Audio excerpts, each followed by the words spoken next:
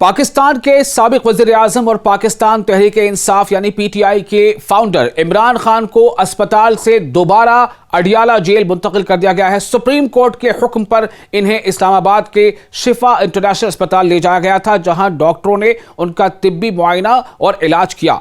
लेकिन रात भर जो कुछ हुआ है उस पर नजर डालना बेहद जरूरी है। आप देख रहे हैं न्यूज़ 18 का सोशल मीडिया प्लेटफॉर्म। मैं हूं विशाल आजम।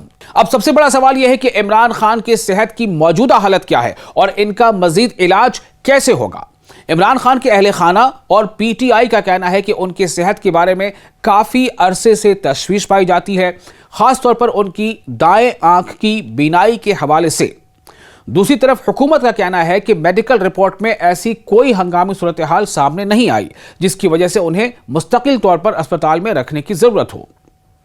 यह मामला उस वक्त शुरू हुआ जब सुप्रीम कोर्ट ने हुक्म दिया कि इमरान खान को 48 घंटों के अंदर अस्पताल ले जाकर माहिर डॉक्टरों से मुआयना कराया जाए।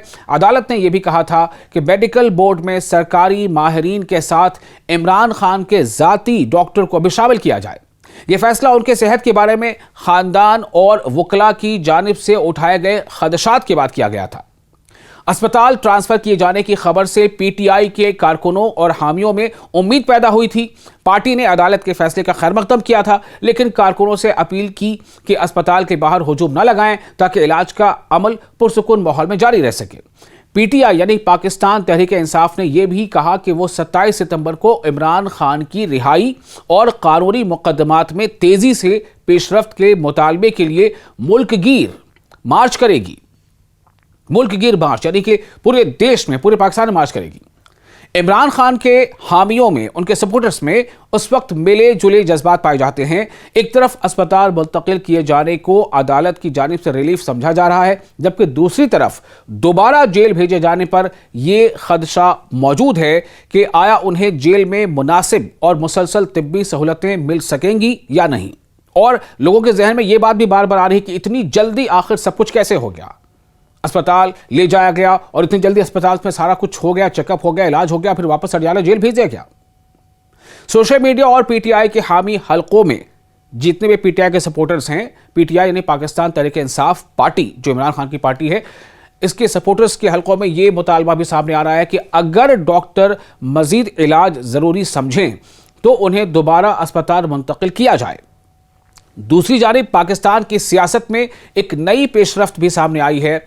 इमरान खान के करीबी साथी जुल्फ़िकार बुखारी ने कहा है कि अगर इमरान खान रिहा होते हैं तो वो फौज या army chief general Asim Munir के साथ तसादुम नहीं चाहते और मफाहमत का रास्ता अख्तियार किया जा सकता है। ताहम पीटीआई ने वाज़ेह किया कि इमरान खान की रिहाई और उनके सियासी हुकूक के लिए जद्दोजहद जारी रहेगी। इमरान खान अगस्त 2023 से जेल में हैं और उनके खिलाफ कई कानूनी मुकदमात चल रहे हैं। इमरान खान और पीटीआई इन मुकदमात को सियासी बुनियादों पर कायम करार देते हैं, जबकि हुकूमत इस मौक़िफ़ को मुस्तरद करती है।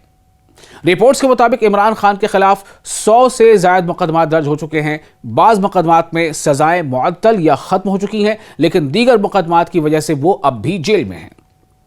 मौजूदा सूरत हाल यह है कि इमरान खान अस्पताल से वापस अडियाला जेल पहुंच चुके हैं, लेकिन उनकी सेहत और इलाज का मामला अब भी अहम मौजू बना हुआ है। अदालत, हुकूमत, इमरान खान के खानदान और पीटीआई समेत सभी की नजरें अब मेडिकल रिपोर्ट और डॉक्टरों की आइंदा सिफारिशात पर हैं। इम्कान है कि आने वाले दिनों में इमरान खान के सेहत का मामला पाकिस्तान के सियासत और कानूनी बहस में दोबारा अहम मौजू बन जाए।